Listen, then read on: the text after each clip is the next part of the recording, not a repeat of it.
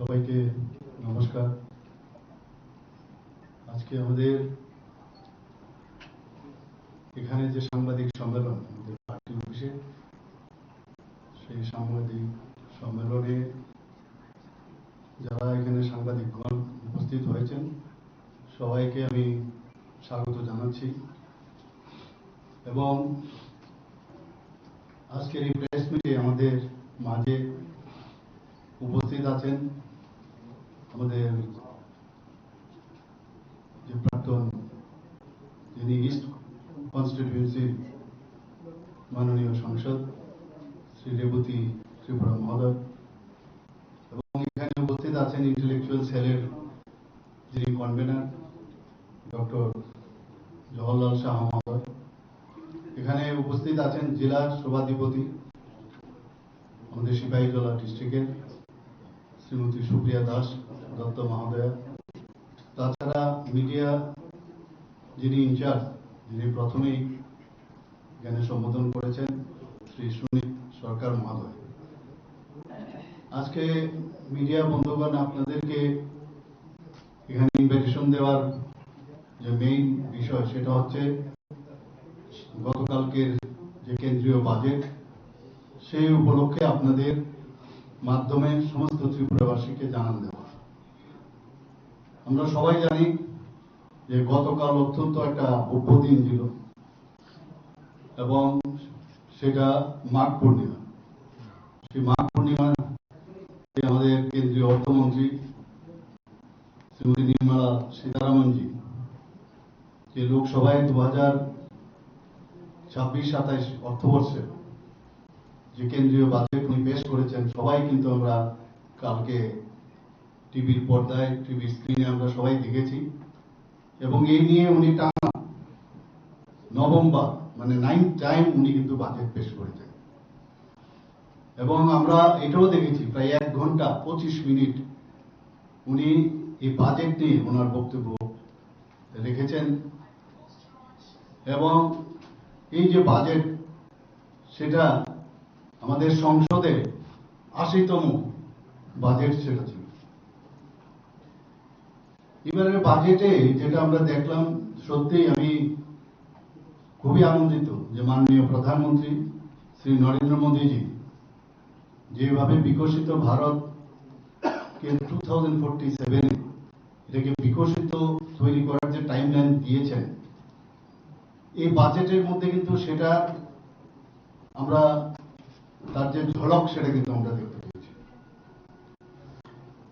এবং সেই বাজেটে আমরা যদি দেখি যে আগামী দিনের যে অর্থনৈতিক যে অগ্রগতি, এবং তাছাড়া আমরা সামাজিকভাবে যে উন্নয়নের কথা আমরা বলি সবসময়, যে সমাজের উন্নয়ন আগে প্রায়োরিটি আমাদের কাছে, এবং ভবিষ্যতের আমরা কোন দিকে যাচ্ছি, ভবিষ্যতের যে টার্গেট, সেই টার্গেটকে নিয়ে গতকালকের বাজেটে যেভাবে বাজেট পেশ হয়েছে, যে যে বিষয় নিয়ে আলোচনা হয়েছে, বাজেট পেশ হয়েছে, আলোচনা তো এখন শুরু হবে। আমি এর জন্য আমি মাননীয় প্রধানমন্ত্রী শ্রী নরেন্দ্র মোদীজি এবং আমাদের মাননীয় বিত্তমন্ত্রী ফিনান্স মিনিস্টার শ্রীমতী নির্মলা সীতারামনজিকে ধন্যবাদ দেব।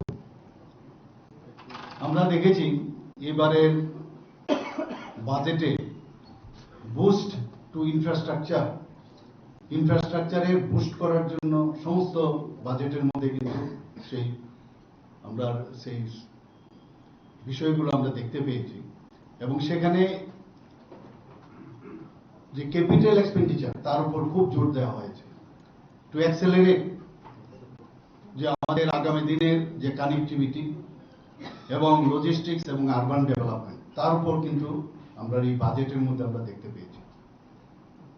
এখানে যখন আমাদের বিত্তমন্ত্রীজি ভাষণ দিচ্ছিলেন, উনি বলছিলেন যে ভারতের অর্থনীতি কিন্তু এখন সাংঘাতিকভাবে মজবুত, যা আমরা সবাই জানি। এখন সারা পৃথিবী যেখানে আমরা জিডিপি অন্যান্য দেশের বড় বড় দেশের যে অবস্থা, আজকে আমাদের এত ভালো অবস্থান রয়েছে, সেই সম্পর্কে সমস্ত ভারতবাসী জানে। এবং আপনাদের মাধ্যমে আমি সবাইকে বলতে চাই, আমাদের যে উন্নয়নের পথ একমাত্র সেটা যেভাবে এগিয়ে চলছে, একমাত্র আমাদের যে শক্ত, যে আমাদের ফাউন্ডেশন, যে ভারতীয় অর্থনীতি, সেটা কিন্তু মজবুত রয়েছে বলেই এটা সম্ভব হয়েছে। এবং মাননীয় প্রধানমন্ত্রীজি যে উনার যে চিন্তা ভাবনা, যে একটা উন্নত রাষ্ট্রে পরিণত করা, সেটা কিন্তু এই বাজেটের, গতকালকের বাজেটে সেটা কিন্তু সুস্পষ্ট। আজকে সবকা সাথ সবকা বিকাশ, বিশ্বাস আর তার প্রয়াস, সেটাও কিন্তু কালকে আমরা দেখতে পেয়েছি। শুধু তাই নয়, প্রতিটি ফ্যামিলি তাদের যাতে আয় বৃদ্ধি হয় এবং প্রত্যেক মানুষের যাতে তাদের আর্থসামাজিক উন্নয়ন, মান সম্মান সব দিক দিয়ে তাদের উন্নয়ন হয়, সেই দিকেও এই বাজেটে আমরা দেখতে পেয়েছি। এবং এখানে আমরা দেখলাম যে support for farmers and rural economy, সেখানে কি বলছেন, enhanced allocation for irrigation, agritech adoption and rural employment scheme, এই ধরনের যে ব্যবস্থা এবারের বাজেটে আমরা দেখতে পেয়েছি। কৃষি উন্নয়নের বাজেট আমি বলবো, এবারের বাজেট কিন্তু কৃষি উন্নয়নের বাজেট। মাননীয় প্রধানমন্ত্রী জি সবসময় বলতেন যে আমাদের কাছে চারটা খালি জাত, একটা হচ্ছে গরিব, একটা হচ্ছে মহিলা, একটা হচ্ছে যুবক, একটা হচ্ছে কৃষক। এই যে চার জাতের উপর ভিত্তি করে যেভাবে এবারে বাজেট হয়েছে, আমি মাননীয় প্রধানমন্ত্রীজিকে যত ধন্যবাদ দেবো ততই কম হবে। যেরকম ওনার চিন্তা ভাবনা, সেইভাবেই বাজেট এবার কিন্তু পরিলক্ষিত হয়েছে। কৃষকরা যাতে তাদের ফসলের ন্যায্য মূল্য পায়, সেটা সরকার গুরুত্ব দিচ্ছে। কৃষি পরিকাঠামো যাতে আরো শক্তিশালী হয়, ইনফ্রাস্ট্রাকচার যাতে আরো স্ট্রং হয়, সেই দিকেও নজর দেওয়া হয়েছে।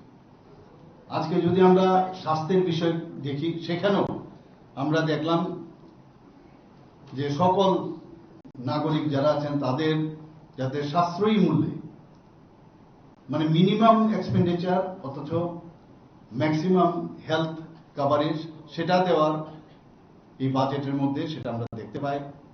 এবং সেখানে যাতে স্ট্যান্ডার্ডাইজ যে হেলথ পরিষেবা, সেটা নিশ্চিত করার অঙ্গীকার সেই বাজেটে আমরা দেখতে পেয়েছি।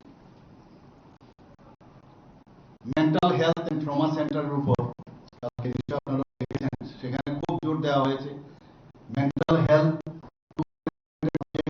বিশেষ করে বর্তমানে যেভাবে স্ট্রেস এন্ড স্ট্রেইনের অবস্থা আপনারা সবাই জানেন, তো সেই জায়গার মধ্যে মেন্টাল হেলথের বহু আমরা দেখতে পাই মানুষের মধ্যে, সেখানে এবং trauma centre is very important. আমরা ত্রিপুরাতে অলরেডি অলমোস্ট দুটো জায়গা বাদ দিলে সব ডিস্ট্রিক্টে কিন্তু আমরা ট্রমা সেন্টার করেছি। কিন্তু এই ধরনের বাজেট আমাদের পক্ষে সুবিধা হলো, স্ট্রেন্থেনিং করা যাবে ট্রমা সেন্টারগুলোকে, এবং যেখানে আমরা করতে যাব সেখানেও আরো ভালোভাবে, যেটা আমরা ভাবছি সেই ভাবাটা কিন্তু আজকে ফলপ্রসূ হতে যাচ্ছে।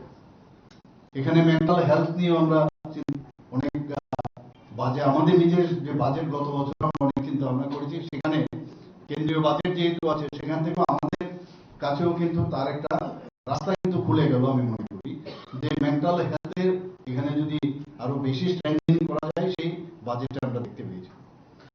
আমাদের জাতীয় স্বাস্থ্য মিশন, এটা বিরাট কভারেজ আমাদের দেয়, এবং এই জাতীয় স্বাস্থ্য মিশনকে যে আরো বেশি শক্তিশালী করা যায়, সেই বিষয়েও এবারের বাজেট আমরা দেখতে পেয়েছি। আমরা প্রবীণদের জন্য যে তাদের মেডিকেল কেয়ার সিস্টেম যাতে আরো স্ট্রং হয়, এই বাজেটে আমরা দেখতে পেয়েছি। শুধু তাই নয়, ক্যান্সারের 17টি যে ড্রাগস সেইগুলো এবং বিরল রোগের 7টি ওষুধ সস্তা, এর মধ্যে আমরা দেখতে পেয়েছি, অনেক কম করে দিয়েছে সেখানে। আর যেটা আমাদের শিক্ষা, আমরা সবসময় শিক্ষা আমাদের জন্য ভেরি ইম্পর্টেন্ট। উইদাউট শিক্ষা কিছুই সম্ভব নয়। তো যাতে গুণমান সম্পন্ন শিক্ষা যাতে হয়, স্কুল স্তরে হোক, কলেজ স্তরে হোক, টেকনিক্যাল কলেজগুলোতে হোক, সব জায়গায় সেখানেও বিশেষ করে জোর দেওয়া হয়েছে। ইনফ্রাস্ট্রাকচার ডেভেলপমেন্ট যাতে হয়, সেই দিকে কিন্তু বেশি আমি দেখেছি যে আমাদের এই এডুকেশনের যে ইনস্টিটিউটগুলো বিষয়গুলো আছে সেখানে বেশি জোর দেওয়া হয়েছে। আমাদের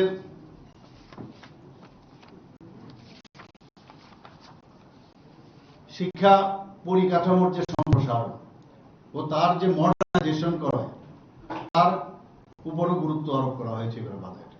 সড়ক, রেল, বিমান এবং ওয়াটারওয়ে এগুলো উন্নয়নের জন্য বিভিন্ন প্রকল্প হাতে নেওয়া হয়েছে। শিলিগুড়িতে হাই স্পিড রেল করিডোর, এছাড়াও মুম্বাই, পুনে, দিল্লি, বারাণসী, আবার বারাণসী থেকে শিলিগুড়ি, পুনে থেকে হায়দ্রাবাদ, আবার হায়দ্রাবাদ থেকে চেন্নাই, চেন্নাই থেকে বেঙ্গালুরু, পুনে থেকে আবার হায়দ্রাবাদ, এরকম একের পর এক আমরা দেখলাম চেন্নাই থেকে বেঙ্গালুরু এগুলোকে হাই স্পিড রেল করিডোর তৈরি করার এবার বাজেটে দেখা গেছে। প্রধানমন্ত্রী গতি শক্তি প্রকল্প একটা খুব ইম্পর্টেন্ট বিষয়, সেটাকেও আরো যাতে স্ট্রেংথেনিং করা যায় তারও ঘোষণা করা হয়েছে। এই যুবকদের বিষয়ে আমি একটু আগে বললাম, মাননীয় প্রধানমন্ত্রীজি যে কাজগুলো এবার উনি চিন্তা ভাবনা করেছেন এবারে বাজেটে সীতারামনজি সেটাও কিন্তু রেখেছেন যে যুব সমাজের যাতে স্কিল ডেভেলপমেন্ট আরো স্ট্রং করা যায় সেই কর্মসূচি, অনেকগুলো কর্মসূচি নেওয়া হয়েছে। স্বরোজগারকে উৎসাহিত করতে, এন্টারপ্রিনারশিপ যাতে করে, সেলফ রিলায়েন্স যাতে হয় সেই প্রকল্পগুলো কার্যকর করা হচ্ছে। আরো এটাকে স্ট্রেংথেন করার উপরও বেশি জোর দেওয়া হয়েছে। দুর্গাপুরে নয়া শিল্প করিডোরের মাধ্যমে কর্মসংস্থানের ব্যবস্থা রাখা হয়েছে। আরেকটা বিষয় যেটা নবীকরণযোগ্য শক্তির ব্যবহার, আমরা জানি যে আজকাল যে এনভায়রনমেন্ট আমাদের জন্য একটা প্রচন্ড ইম্পর্টেন্ট বিষয়, তো সেই জায়গার মধ্যে যাতে নবীকরণযোগ্য শক্তির ব্যবহার বাড়ানোর উপর জোর দেওয়া হয়েছে। দূষণ যাতে কমানো যায় সেখানে পদক্ষেপ গ্রহণ করা হচ্ছে। মিডল ক্লাস যারা আছেন তাদেরকে এবারের যে কর ব্যবস্থা যা রাখা হয়েছে, adjustments in income tax slabs and investors incentives for home buyers to ease the cost of living, কম পয়সায় যাতে যদি বাড়ি ঘর কিনে তাদের জন্য করের অনেক কিছু সুবিধা রাখা হয়েছে। এবং কর ব্যবস্থাকে কর বিষয়টাই থাকে অনেকটা কিন্তু খুব কমপ্লিকেটেড, আমাদের কাছে একটা ভীতি একটা সবসময় কাজ করে। সেখানে যাতে আরো ডিরেগুলেশন, সেটাকে যাতে আরো সহজ সরল স্বচ্ছ করা যায়, এবারের বাজেটে সেটা দেখতে পাচ্ছি। করদাতাদেরও বিভিন্ন উন্নত পরিষেবা দেওয়ার লক্ষ্যে বিভিন্ন সংস্কারও আনা হয়েছে। এবং আগে দেখা হতো যদি কোনো কারণে কোনো করদাতা যদি কর ফাঁকি দেয় তাহলে ও কিন্তু ভয় জেল পর্যন্ত যেতে হতো। এবার কিন্তু জেল যেতে হবে না, ছোটখাটো ফাইন দিয়ে তার থেকে সে মুক্ত হতে পারে, সেই ব্যবস্থা রাখা হয়েছে। প্রতিরক্ষা আমাদের ক্ষেত্রে একটা বিরাট বিষয়। এবার আমাদের যখন মাননীয় প্রধানমন্ত্রীজির নেতৃত্বে আমাদের যে আর্মি, নেভি এবং এয়ারফোর্স যেভাবে অপারেশন সিন্দুর কাজ করেছে, তখন আমরা কিন্তু সবাই দেখেছি যে প্রতিরক্ষাতে যদি আমরা স্ট্রং না হই তাহলে আমাদের ভবিষ্যতে আমাদের, কারণ ইফ ইউ আর স্ট্রং তখন কিন্তু দেখবেন আপনার যদি রেডিও থাকে না আপনার ইউজ করতে হবে না, জানে যদি আঘাত আসে তাহলে সমস্যা হতে পারে। তো সেইবারে একটা প্রতিরক্ষা খাতে যেভাবে বরাদ্দ রাখা হয়েছে প্রায় 1 লক্ষ কোটি টাকার উপরে, এবারে বেশি কিন্তু রাখা হয়েছে। গত বছরের যে বাজেট 6.81 করোড় ছিল, সেখানে এই বছর রাখা হয়েছে 7.5 লক্ষ কোটি, আর গত 25-26 ছিল 6.81 লক্ষ কোটি টাকা। অর্থাৎ 1 লক্ষ কোটি টাকার উপরে 15% যদি আমরা দেখি এবার প্রতিরক্ষা খাতে কিন্তু রাখা হয়েছে। এতে করে আগামী দিন আমাদের নাইবারিং কান্ট্রি বা বড় বড় যে আমাদের কান্ট্রিগুলো আছে তারা কিন্তু অনেকটা কি বলবো, এইবারের প্রতিরক্ষা খাতে এত বাজেট রাখলো, তো তারাও কিন্তু টু সাম এক্সটেন্ট ভিতর সন্ত্রস্ত। যাই হোক, আমাদের তো আগের দিকে এগোতেই হবে। এখানে এবার বারবার যেটা আমি কালকে আমি দেখছিলাম সেখানে যে বিজ্ঞান ও প্রযুক্তিকে সমস্ত যেসব ডিপার্টমেন্টগুলো আছে সেইগুলোর সাথে যুক্ত করার একটা নতুন উদ্যোগ এবার নেওয়া হয়েছে। এআই কে যুক্ত করা এবং বিজ্ঞান ডিজিটাল ইন্ডিয়া সেখানেও আরো স্ট্রেংথেনিং করার বিষয় রাখা হয়েছে। শুধু তাই নয়, এআই যদি কেউ ব্যবহার করে, সেখানে এআই দ্বারা শিক্ষার মধ্যে যদি অনেক সময় এআই এর উপরে ভিত্তি করে যদি পড়াশোনা হয়, সেখানে কিন্তু ছাড় ছিল না, যে এটাকে বেস মানা হতো না।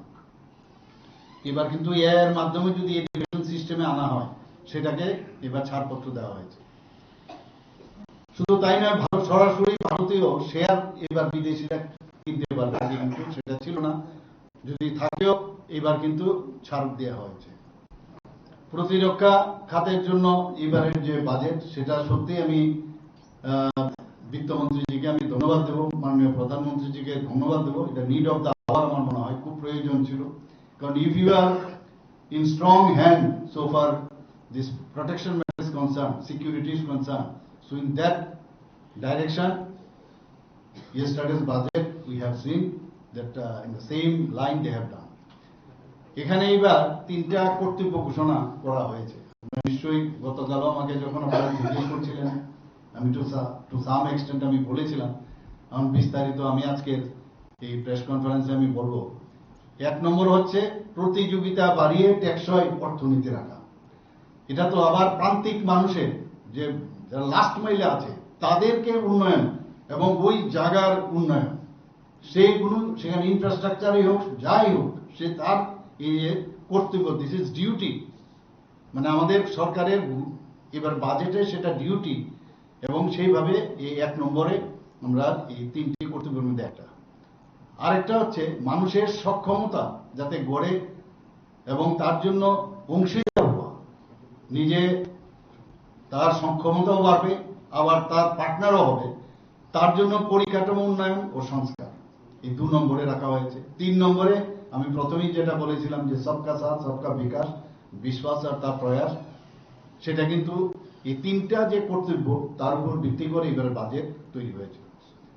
আর 6টা বিষয়ের উপর এবার কিন্তু বাজেটে আমরা দেখলাম যে অগ্রাধিকার দেওয়া হয়েছে। একটা 60টি কৌশলগত শিল্পে যাতে উন্নয়ন বাড়ানো যায়, মেইন কিছু জায়গা আছে যেগুলো আমাদের উন্নয়ন বাড়াতে হবে।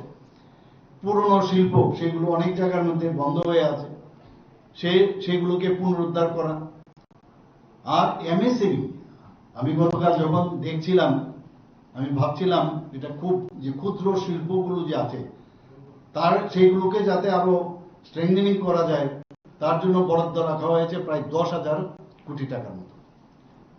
এতে করে আমাদের যে ছোট ছোট আমাদের মতো রাজ্যে যে এমএসএমই সেক্টরগুলো আছে, বড় বড় ইন্ডাস্ট্রি আমাদের এখানে নেই, সেই সেক্টরগুলো অনেকটা কিন্তু উন্নত হবে। ইনফ্রাস্ট্রাকচার ডেভেলপমেন্টের তো আমি বললাম আগে। আর শুধু উন্নয়ন করলে হবে না, এটা লং লাস্টিং এবং দীর্ঘমেয়াদী যাতে হয়, সেই বিষয়টা রাখা হয়েছে। শুধু তাই নয়, সিটি যে ইকোনমিক রিজিয়ন, এই 6টি বিষয়ে অগ্রাধিকার রাখা হয়েছে। আজকে আমরা দেখলাম যে জি রামজি নিয়ে অনেকে হইচই করে। আর কালকে দেখলাম, আমি যেরকম দেখছিলাম যে খাদি আর হ্যান্ডলুমের উপর জোর দিতে গিয়ে মহাত্মা গান্ধী স্বরাজযুদ্ধ ও challenge mode mega textile park করছে এবার বাজেটে। শুধু তাই নয়, মহাকাশ খাতে আমাদের খুব ইম্পর্টেন্ট একটা বিষয়,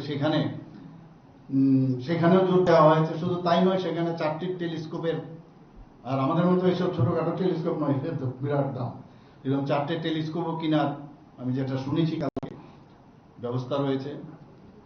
ত্রিপুরার জন্য অত্যন্ত খুশির বিষয় যে বুদ্ধিস্ট সার্কিট একটা হচ্ছে, অরুণাচল প্রদেশ, মণিপুর, সিকিম, আসাম এবং ত্রিপুরা, এটাকে একটা বুদ্ধিস্ট সার্কিট করবে। এতে কিন্তু পর্যটনও অনেক বেশি বাড়বে বাইরের থেকে, মানে এই সার্কিটের ভিতরেই কিন্তু সবাই আসবে, এবং বিশেষ করে সাউথ ইস্ট এশিয়ার বহু যারা বুদ্ধ ধর্মাবলম্বী তারা কিন্তু আসবে এখানে, ত্রিপুরাকেও জানবে, নর্থ ইস্টকেও জানবে। এবং মাননীয় প্রধানমন্ত্রীজি কালকে যখন ব্রিফিং দিচ্ছিলেন, উনি, আমাদের বিত্তমন্ত্রীজি তো বলেছেন, উনি বলছিলেন যে ট্যুরিজমের উপরে আমাদের সবচেয়ে বেশি ফোকাস, এবং সেটা কিন্তু আমরা দেখতেও পেয়েছি। এবং বিশেষ করে উনি বলছেন যে নর্থ ইস্টার্ন জোনে ট্যুরিজমের আমাদের ডেভেলপমেন্ট করতে হবে, কারণ এখানে প্রাকৃতিক দিক দিয়ে হোক, আমাদের যে হেরিটেজেরই হোক, ইকো সিস্টেমই হোক, সব দিক দিয়ে আমাদের মন্দির বা বিভিন্ন রিলিজিয়াস এখানে প্রচুর, তো এগুলোর উপরে যদি আমাদের জোর দেওয়া হয় তাহলে প্রচুর পর্যটন বাড়বে, আর্থসামাজিক উন্নয়নও সেটা হবে। আজকে নর্থ ইস্টার্ন জোনে সেটা নিশ্চয়ই আমরাও সেই সুযোগটা পাবো যে 4000 ই বাস দেওয়ার কথা আমরা গতকাল শুনেছি।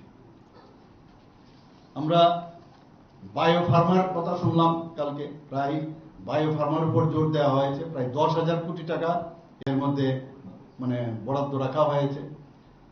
আয়ুর্বেদিক ক্ষেত্রে আমরা যেটা দেখেছি, প্রায় আয়ুর্বেদিক ইনস্টিটিউট তো 3টা হবেই, পাশাপাশি এজ এ হোল এটা আরো ক্লারিফিকেশন আগামী দিনে আমরা বুঝতে পারবো যে আয়ুর্বেদিক ক্ষেত্রে 10,000 কোটি টাকা বরাদ্দ রাখা হয়েছে। আবার 3টি এইমসও করছেন, নতুন 3টি এইমস।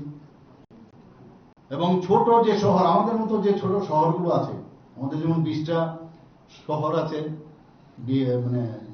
ত্রিপুরাতে, তো এই 20টা শহর আমি আশা করি যে আমাদের সবচেয়ে এই শহরও সেখানে ইনফ্রাস্ট্রাকচার হবে, আগরতলা মিউনিসিপাল কর্পোরেশন না, এর উপর ভিত্তি করে আমরাও সেটা দাবি জানাতে পারি।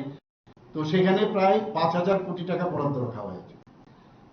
কার্গো শিল্পের জন্য যে ফ্রাইট করিডোর, যে high speed and high capacity railway corridor, সেগুলো সেখানে যা দেখলাম আমি, তার উপরেও কিন্তু কার্গো শিল্পের জন্য অনেকটা জোর সেখানে রাখা হয়েছে। সেমি কন্ডাক্টর আমাদের জন্য খুব ইম্পর্টেন্ট, এখন আসলে সেমি কন্ডাক্টর ছাড়া হবে না, এবং এই সেমি কন্ডাক্টর উপরও প্রায় 40,000 করোড় রাখা হয়েছে। আমাদের 16,000 সেকেন্ডারি স্কুল করা হবে, নিশ্চয়ই আপনারাও সমস্ত ভারতবর্ষের মধ্যে 16,000-এর মতো সেকেন্ডারি স্কুল করবেন। এবং মৎস্য আমাদের জন্য, ত্রিপুরার মানুষ কিন্তু পার্সেন্টেজ ওয়াইজ যদি দেখেন, ত্রিপুরার মানুষ কিন্তু সবচেয়ে বেশি ফিশ ইটার। আমরা ভাবি কি যে কলকাতা, ওয়েস্ট বেঙ্গল বা এরকম অন্যান্য, তো সেই জায়গায় 500 রিজার্ভার সেটা করা হবে সারা ভারতবর্ষে। ইকুইটি শেয়ার, যেটা you will be the part and parcel of any companies by so far this share matter is concerned, সেখানে 10,000 কোটি টাকা ইকুইটি শেয়ার এবার এই বাজেটে সংস্থান রাখা হয়েছে, সেটা প্রস্তাব রাখা হয়েছে। মেডিকেলে, যাতে মেডিকেল পড়াশোনাই হোক বা যারা ওখানে ট্রিটমেন্ট নিতে যায়, সেখানে টিডিএস রেট কিন্তু অনেকটা কম করে দিয়েছে। এবং যারা বিদেশে ভ্রমণ যাত্রা করেন, বিদেশে যারা যায়, সেখানেও টিসিএস যেটা আছে, যেটা ট্যাক্স কালেকশন এট সোর্স, সেটা 5% থেকে 2% কমবে। তো যারা বিদেশে যায় এদের কিন্তু অনেকটা সস্তা হবে। Major push to employment incentive textile সেক্টরে দেওয়া হয়েছে, মেগা টেক্সটাইল হাব হচ্ছে। এবং আরেকটা যে বড় বিষয়, সেটা হচ্ছে government accept 16 finance commission's recommendation to retain vertical share of devolution at 41%, অর্থাৎ মোট আয়ের, দেশের মোট আয়ের 41% রাজ্যগুলোকে দেওয়া হবে। এটা আমাদের জন্য নিশ্চয়ই একটা আনন্দের বিষয়। এবং আমার মনে হয় এবারের যে বাজেট, এটা সত্যিকারের অর্থে এটা জনমুখী বাজেট, সাধারণ মানুষের বাজেট, এবং সমস্ত মানুষ সেটাকে অ্যাকসেপ্ট করছে, স্বাগত জানাচ্ছে। এবং এটা আগামী দিনের ভবিষ্যৎ পরিকাঠামো, একটা ইনক্লুসিভ বা অন্তর্ভুক্তিমূলক বৃদ্ধি ও মানব সম্পদকে বিনিয়োগ জোর দেওয়ার উপর ব্যবস্থা। এবং এই বাজেট যেভাবে পেশ হয়েছে, আমি আশা করি যে এতে করে সাধারণ মানুষ এবং বিশেষ করে নর্থ ইস্টার্ন জোন এবং ত্রিপুরার মানুষ খুব খুশি। এবং আমি আবার যে মাননীয় প্রধানমন্ত্রীজি যে মার্গদর্শনে আমাদের বিত্তমন্ত্রীজি সীতারামনজি যেভাবে এই বাজেটটা গতকাল পেশ করেছেন, এর জন্য ওনাকে হার্দিক অভিনন্দন ও শুভেচ্ছা জানাচ্ছি। একটা প্রশ্ন, একটু বাজেটের বাইরে, বিশ্রামগঞ্জে একটা নগর পঞ্চায়েত নিয়ে একটা